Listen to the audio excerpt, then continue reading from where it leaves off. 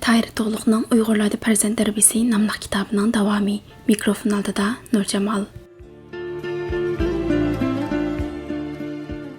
Ikkinchi, farzandlar sexiy bo'lsin, xasis bo'lmasin.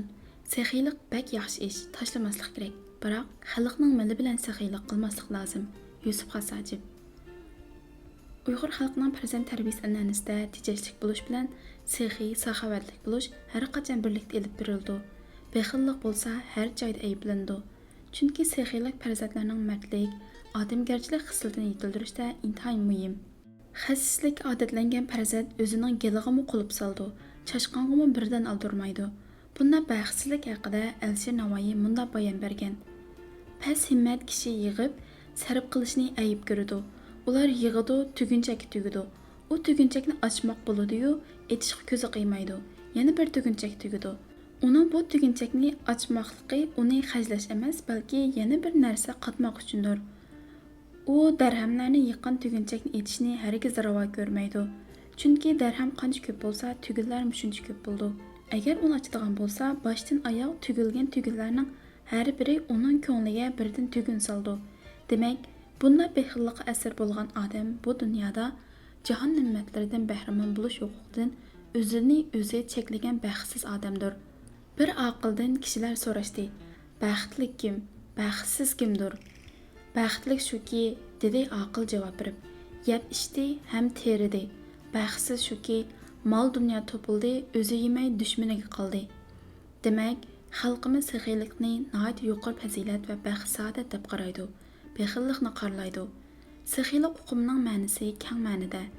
El uchun o'zini fido qilish, elning manfaatini o'zining manfaatidan yuqori ko'tarish, xalqqa qo'lidan kelishicha yordam qilishni mazmun qildi. Tar ma'nodagi sexiylikning ma'nosi shuki, qoni ko'ksi keng, qo'li ochiq, boshqalarga yordam berishni xushalliq deb bildigan, qo'shnisi och bo'lsa taom yeyishni ayib bildigan, biridan topsa do'stlar bilan birga yeydigan, tang yegan tangi singar degan aqidaga amal qildigan fazilatlik odamlar sexiylikqa jo'rildi. Bexillikmi yana ma'no jihatdan cho'ng mazmunni va kichik mazmunni o'z ichiga oldi. Cho'ng jihatdan qaraganda o'zini o'ylaydigan, o'zining manfaatini har qanday manfaatdan ustun qo'yadigan, vatan xalq uchun qilcha manfaat yetkazishni ravo ko'rmaydigan odamlar shu jumlaga kiradi. Tar doiradan qaraganda pul tepishni biladigan, xajlashni ravo ko'rmaydigan, boshqalarga yuguzishni mahora oladigan, o'z nafsiga qulub soladigan, yemay ichmay bar turib zag'irga g'ajilab, oxir to'plagan mol dunyo qilib, o'zi hasrat nadomat bilan bu dunyodan ketadigan, bu dunyoning maishatlarini o'zi uchun harom qilayotgan odamlar ko'z tutildi. Shuning uchun Uyg'ur xalqining farzand tarbiyasidagi muhim tavsiyalari va odatlantirishi shuki, farzandlarga sexiy, mard odam bo'lishni, bexil bo'lmaslikni o'rgatadi. Bu xil an'anaviy tarbiya farzandlarning kishilik turmushdagi o'rnini belgilaydigan muhim omillarning biri. Sexiy bo'lish yoki xasis bo'lish hargiz boy bo'lish yoki kambag'al bo'lishni asos o'lcham qilmaydi. Uyg'urlar boshqalarga ko'z-ko'z qilish uchun pul chiqarganni xasis hisoblaydi. Haqiqiy sexiyning o'ng qo'li bersa, so'l qo'li to'ymaydi deb qaraydi. Shunga har bir odam qo'lidan kelishicha, qurbining yetishicha elga va shaxslarga yordam qildi. Ba'zilar qo'lining qisqalik tufaylidan yaxshilik qilolmaganlikdan afsuslik his qildi. Mana shularni sexiy hisoblaydi. Chunki haqiqiy sexiylik o'lchimi yaxshi niyatda. Ba'zilar qo'lda puli bor turuqliq urug' tuqqanlari xorliqqa tushib qolsa, ularga yordam qilishdan o'zini qochirdi. Hatto farzandlar uchunmi berishga ko'ngil qo'ymay, o'zlarini zo'rma-zo'r xorliqqa mubtalo qildi. Bunda o'xshamaslikning kelib chiqishidagi sabab nada? Dal ularning hayotni tushunmaganligi, yashashni bilmaganligida. Farzandlarni tejashlik, iqtisodchan bo'lishga o'rgatish bilan ularga sexiy bo'lishni o'rgatish lozim. Sexiylik bilan iqtisodchilik hargiz bir-biriga qarama-qarshi emas. Tejashlik bo'lish bilan bexillik o'xshamagan ikki xil mohiyatga ega. Hatto o'rinsiz buzib chachqandan bexillik yaxshiroq.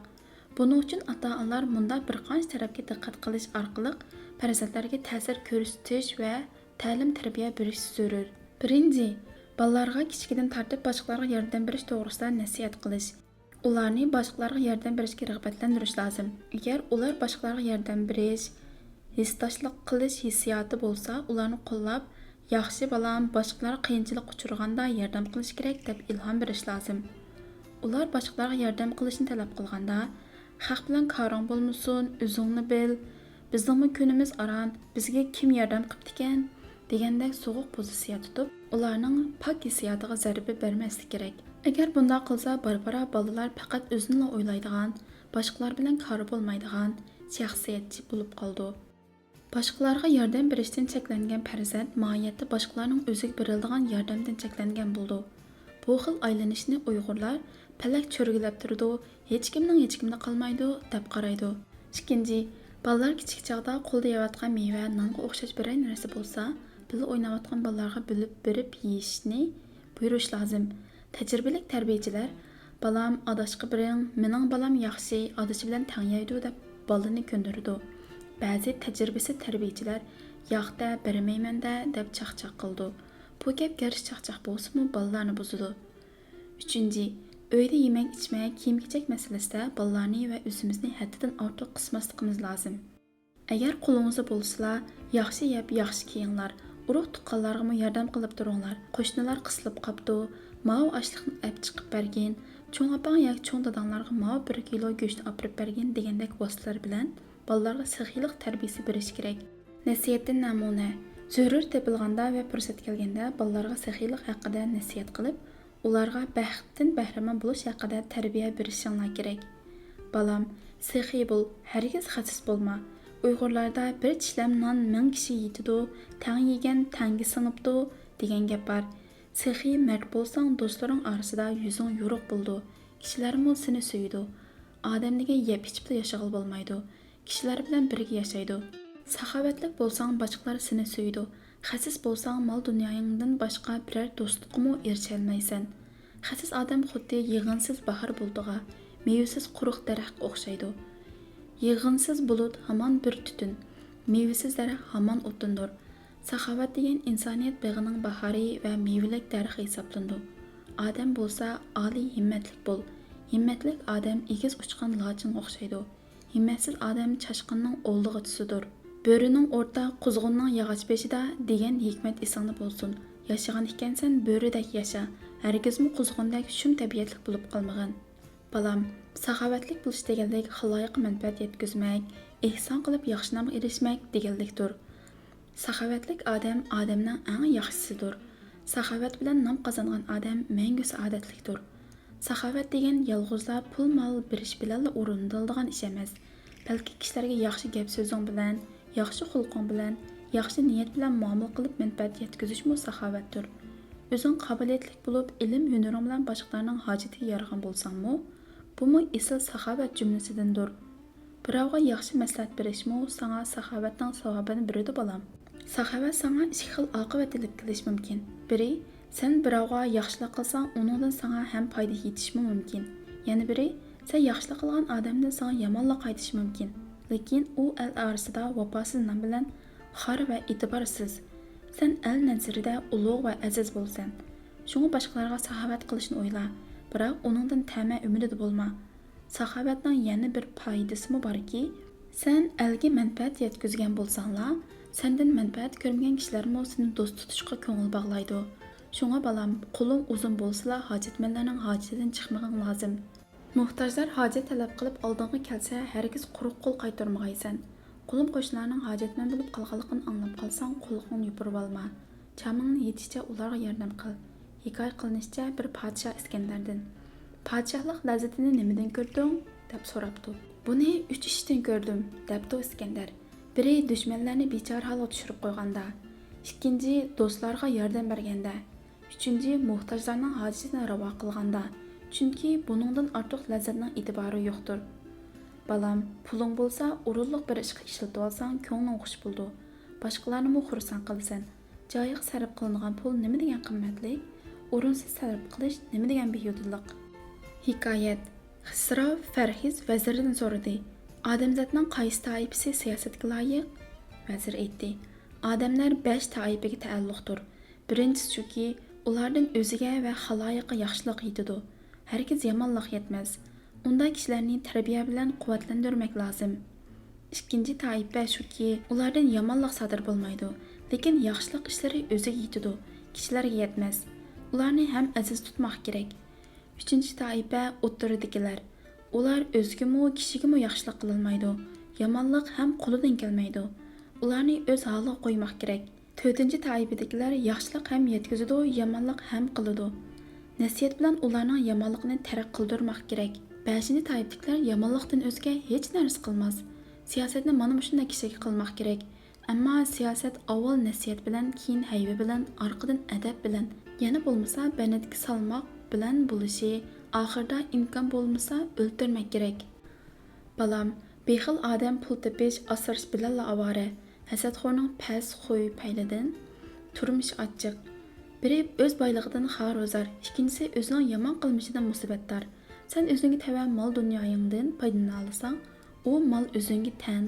Xasislik bilan o'zingni yemay, bolalaringga bermay to'plagan pul dushmandir. Balam, mushaqqat bilan topgan pulingni o'zingdan ayma. Pul degan patqoqliqqa o'xshaydi. Uningga qanchalik kirishmanlik bilan kirishsang, cho'nqur patsan. Chiqishga imkon yo'qdir. Pul bilan erishish mumkin bo'lgan ne'matlardan bahrisiz qilma. Balam, isrofxo'rlik hargiz saxovat emas. Buzib chachqanni aql egisi hargiz sexiy emas. O'rinsiz yerga pul chiqarmaganni hech kim xasis emas. Saxovat qilsang hargiz ko'z qilish uchun qilma. Bu sexiylik emas, balki behayolikdir. Danolar shunga haqni ko'rsin deb bergan odam bexildir degan. Bir odamga minnat qilib bergandan bermaganing yaxshi. Birdan ikki bo'lib yarmini ochib berganni sexiy deymiz. Bilginki, sexiylik degan hunar bilan pul tepib o'rinliq joyga sarf qilishdir. Bexillik nodonlik va jahillikning oshkorlanishidir. Danolar deganki, ikki odam umrini bekor o'tkazgan va o'ziga abadiy hasrat, nadomat yukini ortib ketguchidir. Biri mehnat bilan ilm o'rgandi, ammo amal qilmadi. Yana biri mol to'plashga emgak sarf qildi, millini joyida ishlatishni bilmadi. Adam amaliy harakatiga qarab to'rt turga bo'lindi. Biri deydi, qiladi. Bu tiriklik yo'lini bildiganlarning qoidasi. Yana biri demaydi, qiladi. Bu mardlarning odati. Uchinchi, deydi, qilmaydi. Bu munofiqlarning odati. To'rtinchi, demaydi, qilmaydi. Bu bir xil bexil, himmati pastlarning odatidir. Balam, qo'lingda pul melingning barida kambag'al, tul xotun, yetim o'g'illarga, urug' tuqqanlarga saxovat qil. Shunda qilsang, keyin namratlikqa tushib qolgudek bo'lsang, boshqalarning yordamga erishalaysan. Agar qo'lingda barida uni joyida ishlatmay bexillik bilan sonini ko'paytmak bo'lsang, o'zingni baxtli qila olmaysan, ham bir sabab bilan muhtojlik tushib qolsang, elning kulkisiga qolasan. U chog'da sana yordam qiladigan hech kim chiqmaydi. Tirishib pul tap balam, lekin uni o'rinliq ishlatishni bil. Sexiylik sening ayib nuqsonlaringni yapadi. Bexillik eng yomon ayibdir. Joyida sarf qilgan bir pul zarning qimmatiga barobar. O'rinsiz yerga bergan zarbabtonning qimmati joyida bergan eski chapanning xosiyatiga arzimaydi. Odamning murod osmoniga chiqishi mumkin bo'lgan holda tuvan va past joyda turishni himmatsizlikdan bo'ldi. Rahat chimanzorlikda farog'at g'unchisini tomosha qilishga qurbi yer bergan turuqliq, o'zini o'zi mehnat tikanligiga urush, himmatsizlik va xasislikning jumlasidan sanaldi.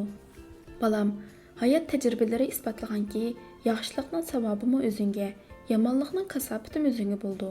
Bu xususda sana bir ibratlik hikoya aytib beray. Saxovatlik tijoratchining hikoyasi. Chin mamlakatida tijorat ishlarida mohir va dona bir savdogar bor ekan. Uning bir yurak parisi o'g'li bor ekan. U o'g'ilmi shahardan shaharga yo'tkilib tijorat qildi ekan. Shu odat bilan u farzand savdo ishi uchun safarga chiqib ketibdi. Karvonlar dunyo ishlari haqida paranglashib ketibsa, to'satdan qaroqchilar bostirib kelib, bularni bulan-talan qilibdi. Savdogarlar taraf-tarafga qochib jonlarni qutuldiribdi. Yigitning dadasi bir hazada to'xtab, ho'shini yig'ib qarg'adak bo'lsa, o'g'li yo'q turg'adak. O'g'ildan ayrilgan bu savdogar jigar qaldirini oqqizib zar-zar yig'ildi. Yenini aqtirgan edi, beliga tugib olgan 1000 tilla oltinni qilib qapti. U shu dasmoy bilan haram taraflarga berib o'g'in izlash qaroriga kelibdi. U shu mang'inicha bir mamlakat yetib kelibdi. Savdogar shaharga kirishiga bir to'p jamoatning bir odamni bog'lab o'ldirishga tayyorlanayotganligini ko'ribdi. Jallod uning beshida qilishni tanlab turib ko'pchilikka: "Bu bir ojiz bechorani o'ldirdi. Shariat bo'yicha bu qotilga o'lguchining xun bahsi uchun 1000 tilla oltin topshirish buyurildi. Qin aranglarda 1000 tilla topshirib uni qutqizib oladigan kishi bormi?" deb jar silyotdi. Xaloyiq orasidan u odamni qutqizib oladigan birma odam chiqmagan edi. U yigitning butun chiroyi qonga bo'yilib ketgan edi. Uningga o'limdan boshqa yo'l qolmagan edi. Savdogarning bu odam ichi og'rib, biliga tugib olgan 1000 tillani jallodga berdi. Jallod u odamni savdogarga topshirib berdi. Savdogar u odamning oldiga borganda u "Dada" deb o'zini savdogarning quchog'iga otdi. Savdogar "U mening himmatimga shunday qilyotidi." Yigitni ilib berib yuyindiribdi. Qarasa, qutuldirib olgani boshqa biri bo'lmasdan dal o'zining jigar parisi o'g'li ekan. Ota bola ko'zlaridan qanliq yoshlarni oqqizib ko'rishdi. Keyin uqsa, qaroqchilar odam o'ldirib bu bolaga do'ngab qo'ygan ekan. Ko'rdingmi bolam? Yaxshilik urqini chachqanlar yaxshilik usulini oldi. Yomonlik urqini chachqanlarning oqibati ichinishliq bo'ldi. Uyg'urlarda farzand tarbiyasi nomli kitobning 12 bobining 2 qism mazmuni o'qib tugatildi. Davomli huzurlarda bo'ldi.